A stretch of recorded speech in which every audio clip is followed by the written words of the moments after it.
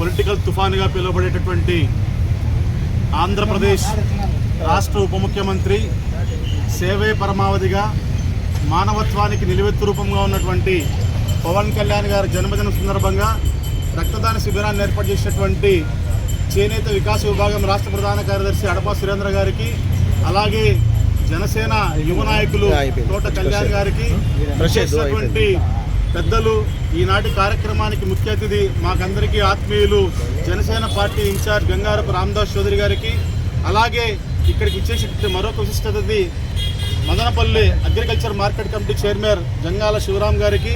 అలాగే జనసేన వీర మహిళలు మల్లిక గారికి, రమణమ్మ గారికి, ఇంకా మోహన్ గారికి, ఇంకా చాలామందికి అందరికీ హృదయపూర్వకంగా నమస్కారాలు తెలియజేస్తున్నాను. ఇంతటి సేవా కార్యక్రమంలో ఈరోజు భారతదేశంలో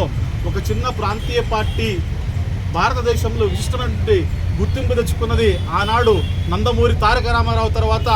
ఈరోజు దేశ ప్రధాని దగ్గర నుంచి దేశంలో ఉన్న అన్ని రాజకీయ పార్టీల చూపు కూడా పవన్ కళ్యాణ్ గారి వైపే ఉంది. ఈరోజు ఎన్డీఏ మిత్రపక్షంలో ఆయన చేస్తున్న సేవా కార్యక్రమాలు, ఆయన శాఖల్లో వస్తున్నటువంటి అభివృద్ధి కానివ్వండి, సామాన్యులకి ప్రభుత్వ పథకాలు చేరే విధంగా పంచాయతీరాజ్ శాఖని తీసుకొని పంచాయతీలు లేకుండా నిధులను నేరుగా ప్రజలకు చేరే విధంగా చర్యలు తీసుకున్నటువంటి వ్యక్తి, ఉపాధి హామీని ఈ రోజు రాష్ట్రంలో అత్యంత వేగంగా ప్రయత్నిస్తూ ఈ విధంగా అభివృద్ధి కార్యక్రమాలు శ్రీకారం చుడుతున్నటువంటి పవన్ కళ్యాణ్ గారు 10 కాలాల పాటు చల్లగా ఉండాలని, భారత రాజకీయాల్లో తనదైన ముద్ర వేసేటటువంటి అవకాశం వచ్చినటువంటి అందరూ